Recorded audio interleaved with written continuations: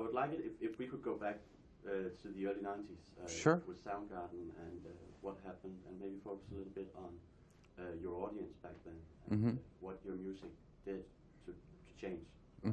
Okay, great. That's cool. Yeah, Okay. let's go. Great. We are at speed and with you. What? We're ready to go. We're rolling. We're rolling. Yep. Cool. So when Soundgarden started, what was your ambition?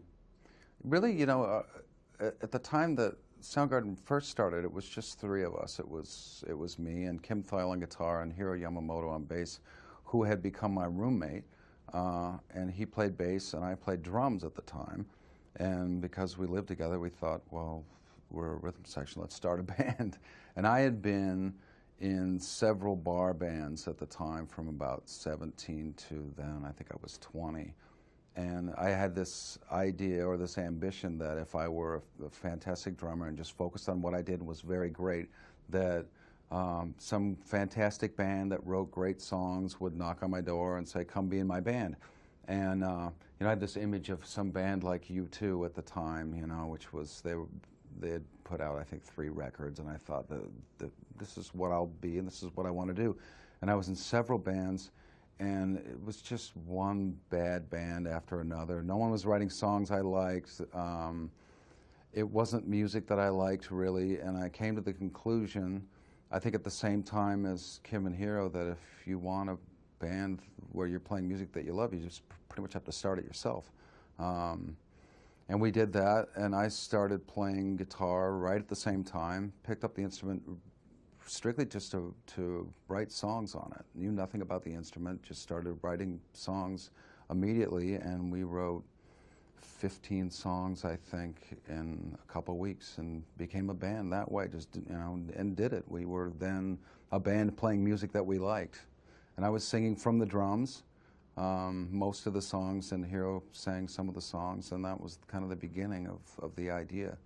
Also at the time, this was 1984, the very beginning, it was actually a very strong time in the US for independent rock music. And all the records that I bought in like mom and pop stores that sold only indie music. And my ambition really at the time was to be part of that hopefully at some point somebody would let us make a record. And that was really the focus. But I mean, the rock and roll that was on the charts back then, apart from bands like U2 and stuff, it was Bon Jovi and these kind, I mean, the heavy yeah, U2 wasn't even really on the charts. It was still a band that you kind of had to go search for if you lived in the US.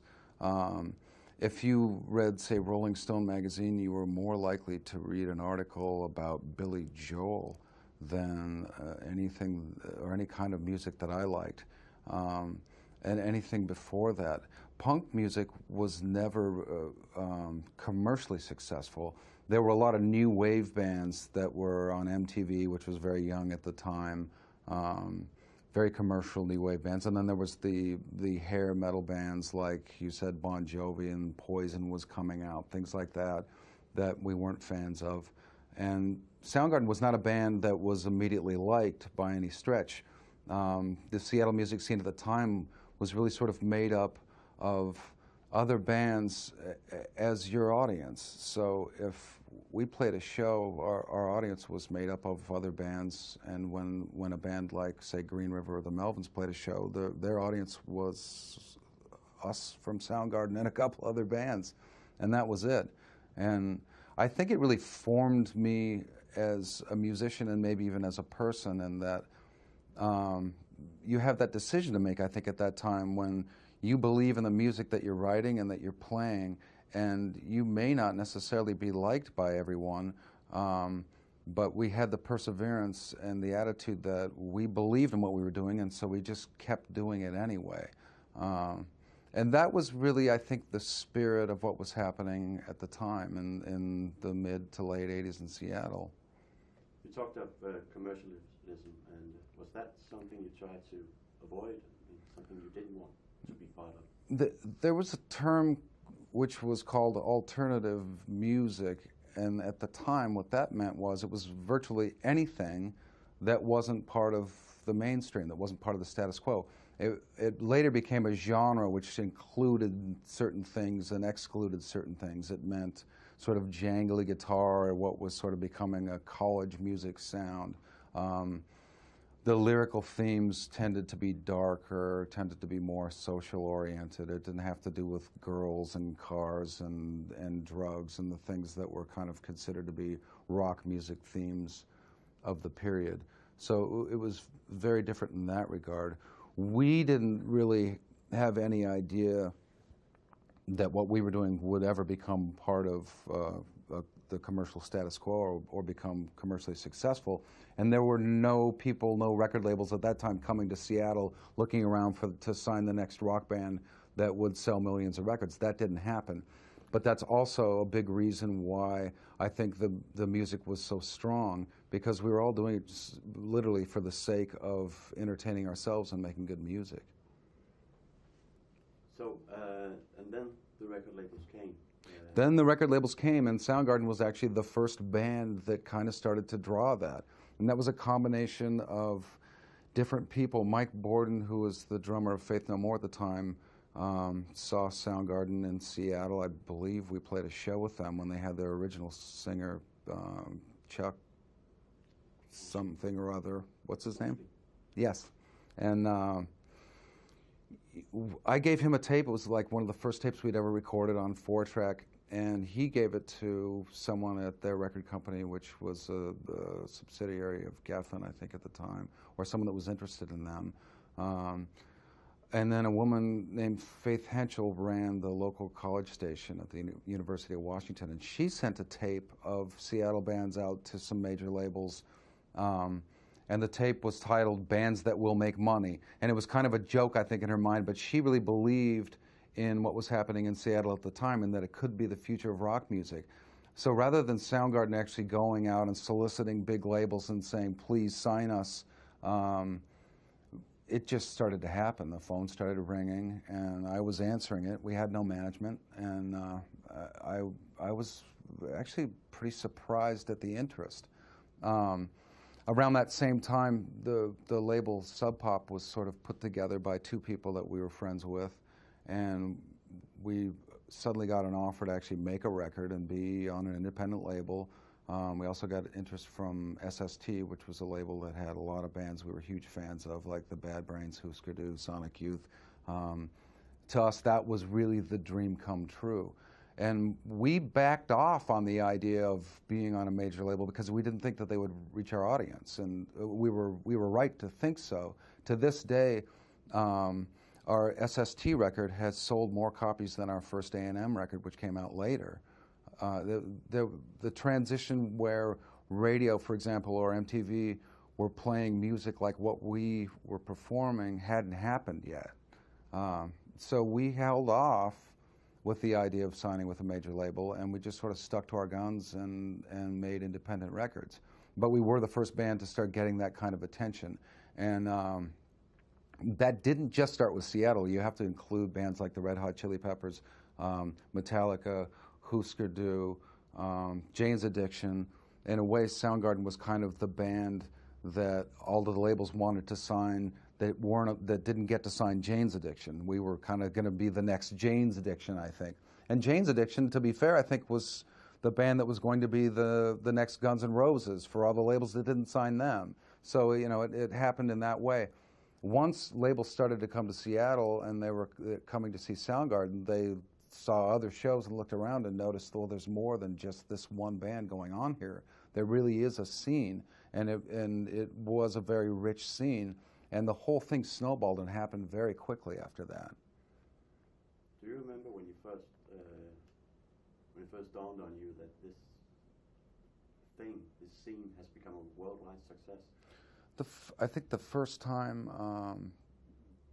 Soundgarden, for example, was really ever written about, where the music was taken seriously and was presented as something that might be the future of rock, was an article in the Village Voice, which was out of New York City, and was, other than one rock magazine which was a monthly in Seattle, it was the first time anyone had ever really noticed us, and even more so, I think, than the Seattle press. And that just combined with seeing the other bands and what else was going on around us, that was the first time that I thought, well, maybe people might care about us other than just our friends and the local music scene. The first time I really felt like this could really be the future of rock music happened with a conversation with Bruce Pavitt from Sub Pop, where he really confidently one day just kind of put his arm around me and said, this whole thing is going to blow up internationally and it's going to be huge everywhere. And he had this glint in his eye where he just knew it. And that was the first time I thought, where I saw, this is a person I know, he's very smart, he knows new music, he knows indie music, he knows what he's talking about. And that was the first time I actually kind of believed him.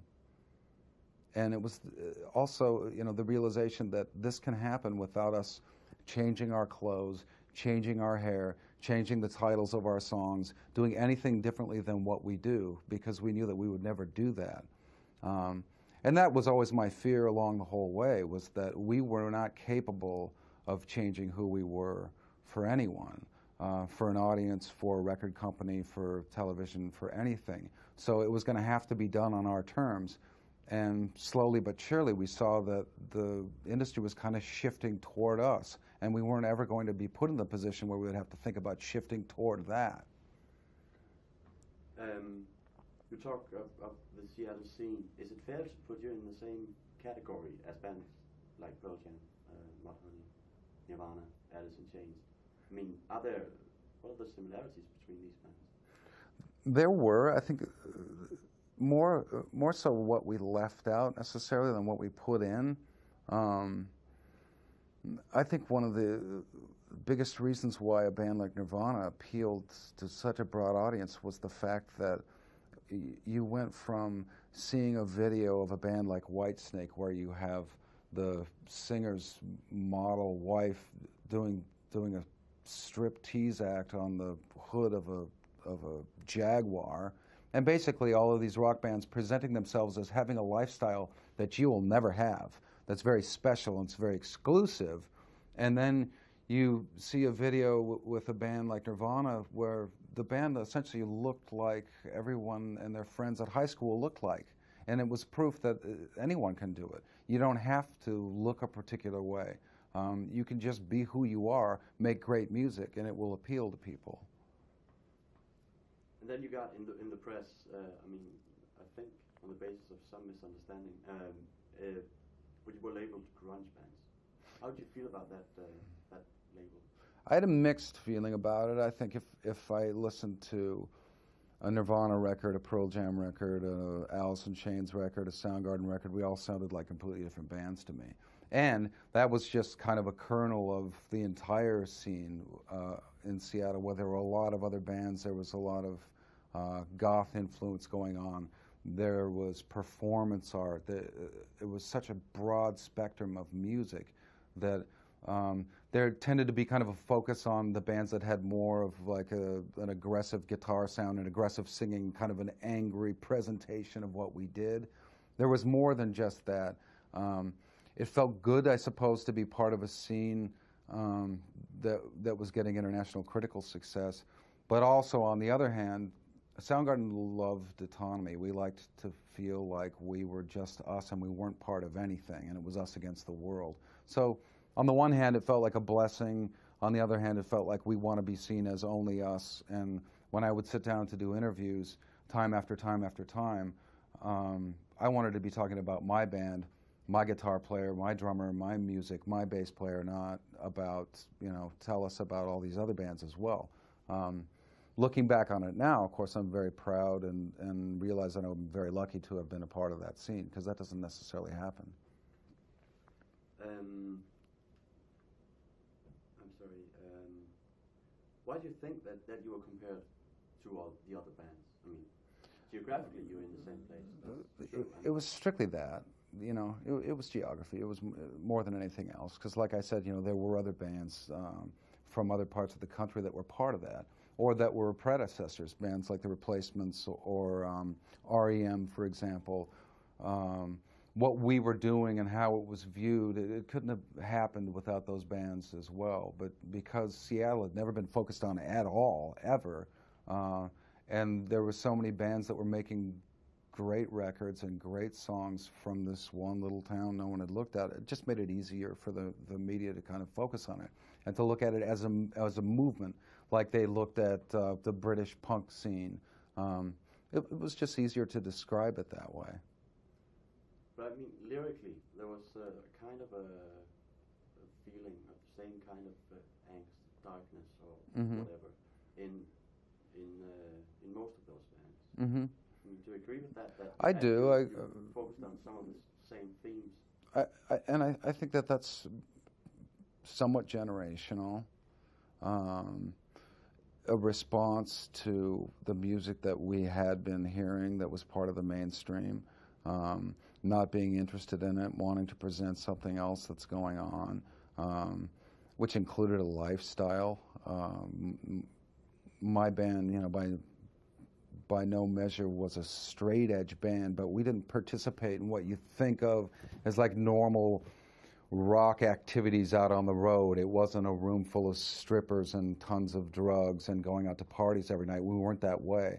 You know, half the band were college educated. We all read books. We were sports fans maybe, but it wasn't. There were very few similarities between us and what was the rock status quo at the time.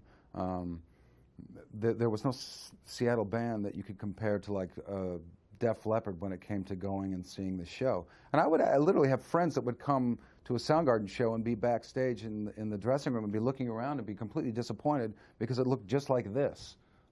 Maybe there would be a bottle of whiskey on the table or something, but that was it. There were no drugs, there were no prostitutes or groupies or anything like that.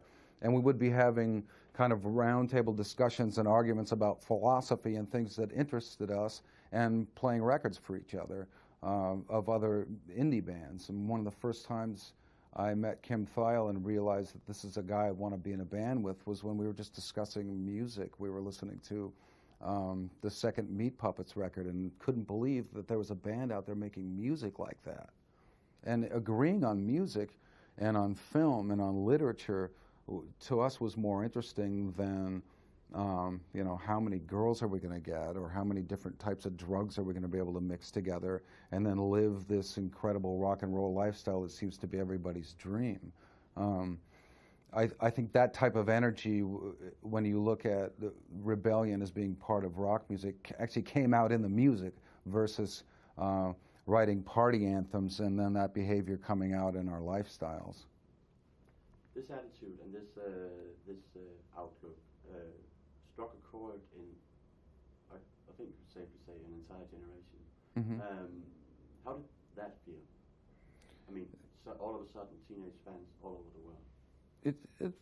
It was surreal. It was really hard, I think, to even digest or understand.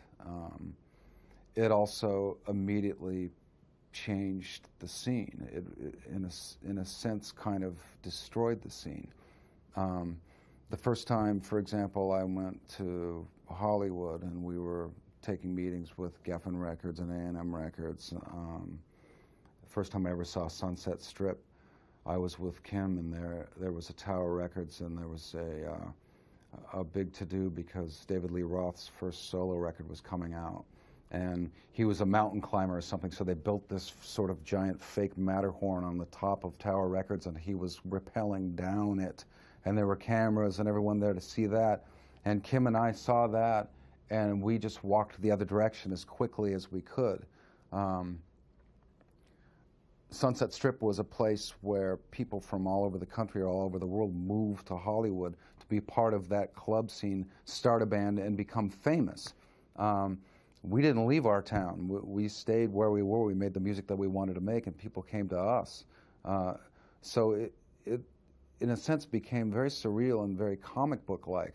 But then all of a sudden, bands like Green River, which then became splintered off into Mother Love Bone and Mudhoney, and then Pearl Jam, obviously Soundgarden, Alice in Chains, Nirvana, Tad, Screaming Trees. We all started touring and traveling all around the world. Therefore, we were never in Seattle anymore. And what that initial club scene was transformed. Within 2 years, I went to Hollywood, and I started seeing people walking up and down Sunset Strip wearing flannel shirts and having hair dyed green. There was no more like long hair, ripped jeans and Guns N' Roses T-shirts. There were no more people with teased hair and makeup looking like Poison. A city that would have normally rejected a scene that would come out of a small town like Seattle or a city like Minneapolis or Athens transformed. And Seattle became this mecca where everyone was traveling from all parts of the country or the world to live there and start a band. It was a very strange thing. Our sound man had a rehearsal space that he started where he would rent out little rooms for you to rehearse in. I think there were 15 rooms, and Soundgarden rehearsed there, I think, one time, and half the rooms were empty. Within 3 years, he had about 80 rooms, and they were all filled with people from all over the place coming there to start bands and get record deals, which was the opposite of what the scene was and how it started out and why it was ever exposed or vital in the first place. And that all happened literally within the period of about 4 years. The fans you had, the fan base, I mean, not necessarily the ones following in your footsteps, but just ordinary teens kind of buying into the whole grunge mindset. Can you describe them? It was an interesting mix because we had... Sorry, that's our 20-minute mark. Oh, okay. Subtle, wasn't it? Yeah. Especially when you said it. Yeah. When we first started out as Soundgarden, we had mostly had punk rock audience and kids with skateboards coming to see us. People who are fans of bands like Killing Joke, people who are fans of bands like The Clash, and then more current bands that were like indie bands like Big Black or Sonic Youth or Bad Brains. Suddenly, there were elements and influences in Seattle bands that were drawing people from the suburbs who were really just metal fans. And those two groups were coming together and clashing in some ways. Sometimes it was violent, it was a little uncomfortable, and it was a little bit unusual. And to know who our fans were suddenly became a little bit confusing. There were the fans that were wearing plaid shirts and had long hair, but 2 years before that had a mohawk. Then there were the fans that had plaid shirts and long hair because they'd always had plaid shirts and long hair. And, you know, they had just taken off their Aerosmith shirt to put on a Nirvana shirt. So it was a little confusing. And I think to some degree, when these Seattle bands became commercially successful, it became a little awkward when you would look through a magazine and see a Soundgarden article or a Pearl Jam article, and then you would turn the page and it would be an article on Great White. We started feeling a little bit uncomfortable and self-conscious, like, does that make us the same thing? And I think at that age, when you're in your early 20s, those existential dilemmas are always at the forefront, and those are the things, you know, you're still discovering who you are. And the kind of music that you make and that you're presenting is really more important to you than anything. The answer, obviously, as you get older and you discover you are who you are, and the music that you make is the most important thing, and it doesn't matter who you're associated with, even if it's in print. But it felt to me like there was a definite awkward period, and what I refer to or Tom Morello refers to as the punk rock guilt. This was the first generation of people who were raised on punk rock music and kind of followed the punk rock Bible, but that suddenly were having incredible commercial success. And I think that what happened with Kurt Cobain is probably the easiest way to present that and say this was the worst example, I think, of the outcome of that kind of clash. Move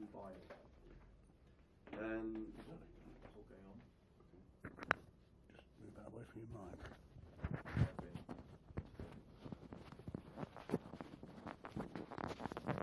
Thank you.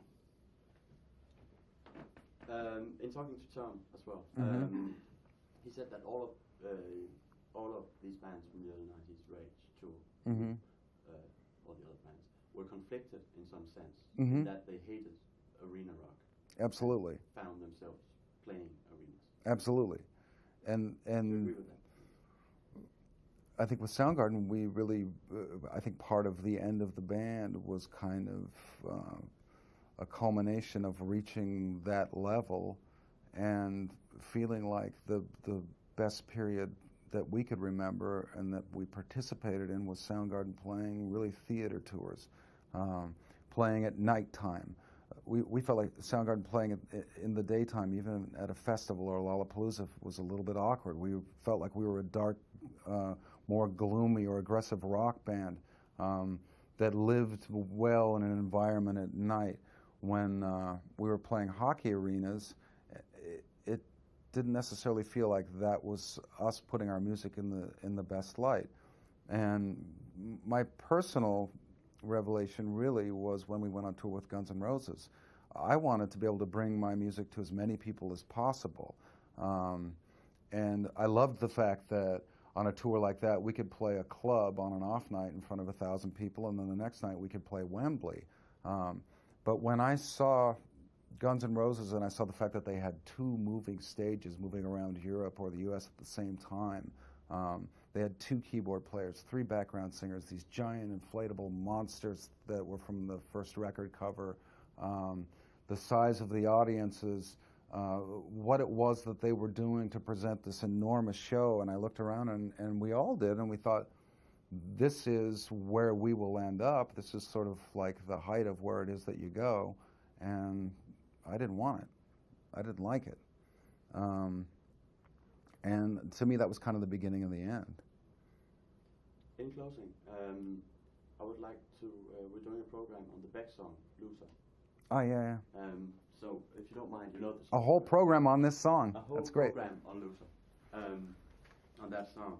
So if you don't mind, I would like you to talk of it. Sure. I have a few questions about it. I have questions about it myself. Okay. So you ask yours. All right. Do you remember when it first came out, that song, that single? Absolutely. What did you think about it then? I loved the song. I loved the video especially. I loved Beck's attitude. The characters in the video. It came out at a time when video budgets, including even Soundgarden video budgets, were like apexing, and like starting to be the same as the budget for recording the entire record. And the video seemed very homemade, and Beck's attitude seemed very childlike and very free, but it also seemed like this is a guy who's extremely intelligent also and extremely talented.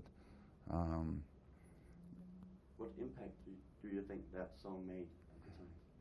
I think there was a crossover, in particular, just the approach to the lyrics.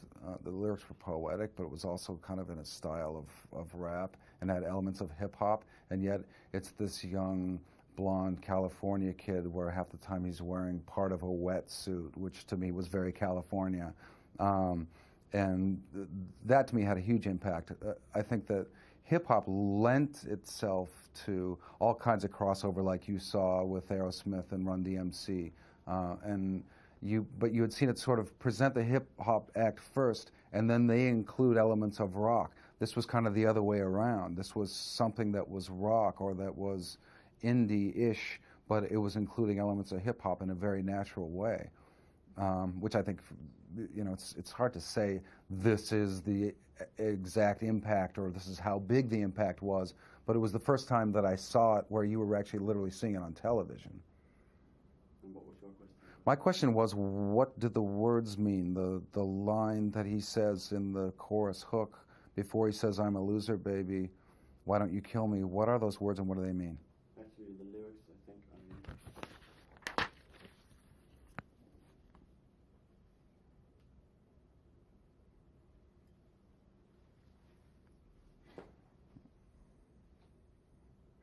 Soy un perdedor, Spanish meaning what?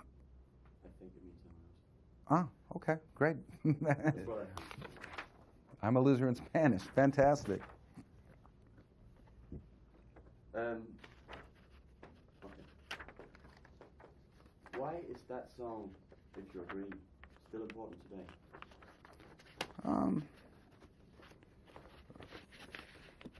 I think any song that's sort of timeless and makes a cultural impression at any time, it's always going to remain important somehow. I don't know why.